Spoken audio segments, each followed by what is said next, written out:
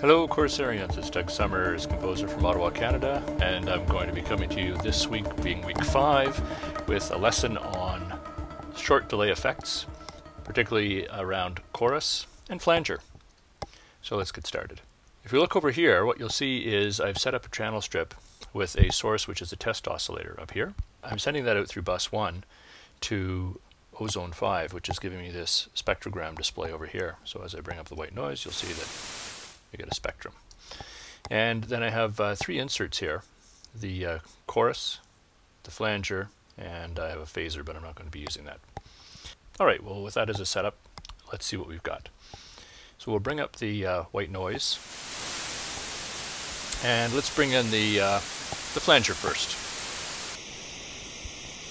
So as soon as we bring the flanger in, you'll see that we get comb filtering. So a flanger is putting a short delay in to the original signal, and as the signal mixes with itself, you get cancellations, which produces this kind of comb filtering, a regular pattern through the spectrum.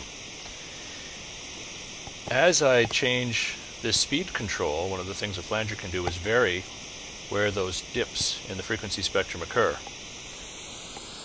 And they can start to move as controlled by this low frequency oscillator. That's what the speed control is there. So you see that the dips are moving back and forth in the spectrum.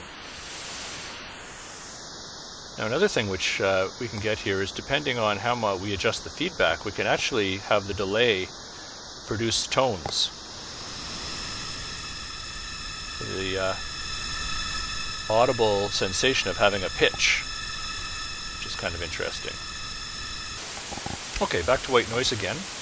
And now I'm going to shift to the sine wave. And what I'm going to do is turn on the chorus effect and start to let the various delays that they put in allow it to detune the frequency. And you'll see that it's affecting the frequency here. It's actually moving slightly sideways, and it's also affecting the amplitude. And if I change the intensity, you can see some other artifacts in there as other frequencies are created by the mix between the LFO over here, which is rate, and the bass frequency coming from our generator up here. So you can see over here now, with that amount of intensity, that the frequency is changing slightly, as is the amplitude through the mixing. And we're also getting the sensation of another low frequency in there as well. And I can keep bringing that up. And now you can hear other tones in there audibly, because the LFO is starting to create enough of a mix that we're getting all kinds of other effects sonically. So in fact, we've got 2 sidebands now that have been created on either side of this peak.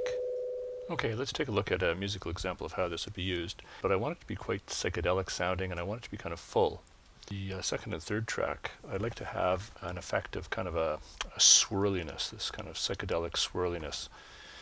So what I've done is, for both of those, I put in a flanger.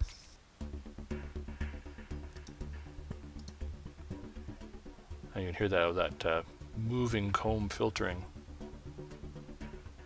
It's giving it that turned inside out kind of effect. For the main track, I want that just to sound kind of fuller. So right now, this is how it is. Giving it a bit of chorus. I want to warp those lead kind of sounds. Not too much, just give it a bit of a subtle effect. We had the demonstrations of comb filtering, which is produced by short delays, and how that's used in both the flanger, which is a moving comb filter, as well as in chorus, which produces a detuning effect based on delay of the frequencies. And then all of these can of course be then shifted and modulated by a low frequency oscillator, which is the center dial in all of these displays. And musically, they can be used to all kinds of various effects, to fatten, make interest, to diffuse in some cases, and then if pushed to extremes, as we did here, to create a much more kind of psychedelic, all around the inside of your head kind of sound. So hope you guys enjoyed that, and we'll look forward to talking to you again in week 6. Bye-bye.